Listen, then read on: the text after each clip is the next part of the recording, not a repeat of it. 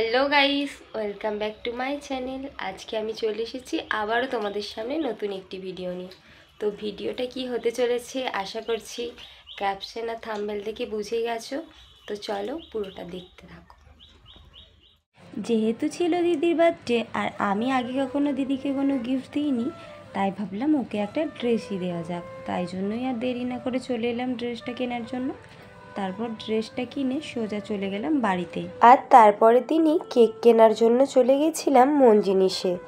এই দোকানে কিন্তু প্রচুর কালেকশন কেকের, আর তেমনই সুন্দর খেতে কেকগুলো। সেই জন্যই এখান থেকে কেকটা কেনার জন্য চলে এসেছিলাম। আর এখানে দেখতেই পাচ্ছ অনেক ধরনের কেকের কালেকশন রয়েছে, তাই কোনটা নেব বুঝতেই পারছিলাম না।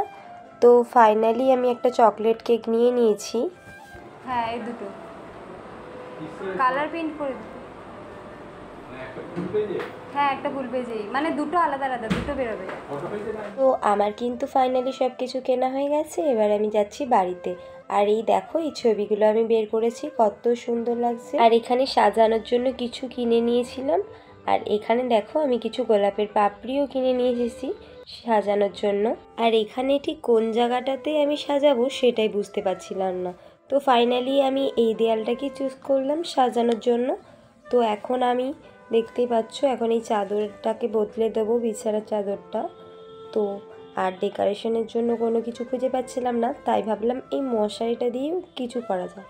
আর সত্যি বলতে আমার দিদি কিন্তু এই ব্যাপারে কোনো কিছুই জানে না, সেই জন্য আরও বেশি এক্সাইটেড ছিলাম আমি সব কিছু সাজানোর জন্য।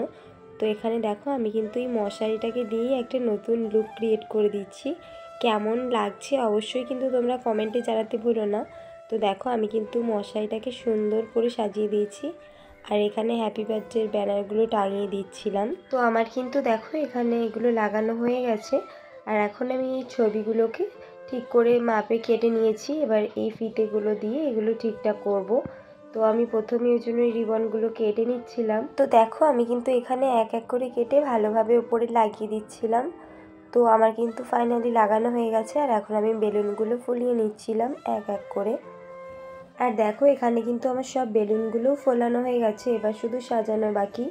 তো এখন আমি এগুলো এক এক করে দেয়ালে সুন্দরভাবে ডবল টেপের সাহায্যে লাগিয়ে নিচ্ছিলাম। তো দেখো এখানে কিন্তু আমি এক এক করে সব বেলুনগুলোকে লাগিয়ে দিয়েছি। আর এখানে ফটোগুলোও কিন্তু আমি ঠিকঠাক করে সাজিয়ে দিয়েছি। তো ফাইনালি লুকটা কেমন লাগছে অবশ্যই কিন্তু কমেন্ট করে জানাতে ভুলো না। আর এখানে দেখো ছবিগুলোকে কতটা সুন্দর দেখতে লাগছে। প্রত্যেকটা ছবি আমার খুবই প্রিয়, সেই জন্যই এই ছবিগুলো আমি বের করেছি। তো কেমন লাগছে অবশ্যই কিন্তু জানিও। এদিকে সব কিছু কমপ্লিট হয়ে গেছে। আর এখন আমি শুধু হ্যাপি বার্থডেটা লিখে দিচ্ছিলাম গোলাপের পাপড়ি দিয়ে। তো দেখো ফাইনালি কিন্তু হয়ে গেছে। তো এবার তোমাদের পুরো লুকটা দেখাচ্ছি। তো দেখো কত সুন্দর লাগছে, আমার নিজের তো খুবই পছন্দ হয়েছে। তোমাদের কেমন লেগেছে অবশ্যই জানাতে ভুলো না। তো এখন আমাদের হয়ে গেছে পুরো সম্পূর্ণ সাজানো। তো এখন আমি যাব দিদিকে ডাকতে। তার আগে এখানে আমি কেকটা সাজিয়ে তারপরে দিদিকে ডাকতে যাব। তো চলো তার আগে কেকটা আনবক্সিং করে তোমাদেরকে দেখিয়ে দিই। তো এই দেখো এটা হলো আজকে দিদির বার্থডে কেক। কেমন হয়েছে অবশ্যই জানিও। আর সত্যি কথা বলতে দিদি যেহেতু চকলেট কেক খেতে পছন্দ করে সেই জন্য এটা। তো এখন আমি দিদিকে ডেকে এসেছি আর এখন আসতে আমি শুধু রিয়াকশনটা দেখবো আর তোমাদেরকেও দেখাবো যে কতটা খুশি হয়।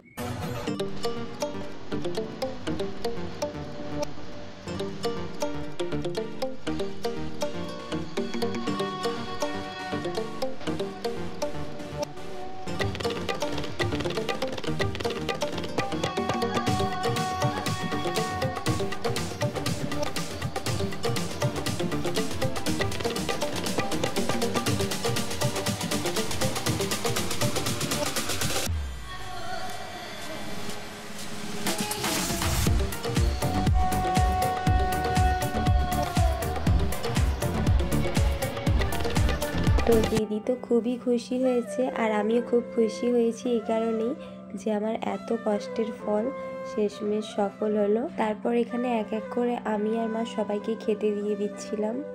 সুন্দর করে সবকিছু সাজালাম, তার এই পরিণতি করেছে। দেখো তোমরা, দেখো ফুল টুল ইয়ে করে ছবি টবি পরে।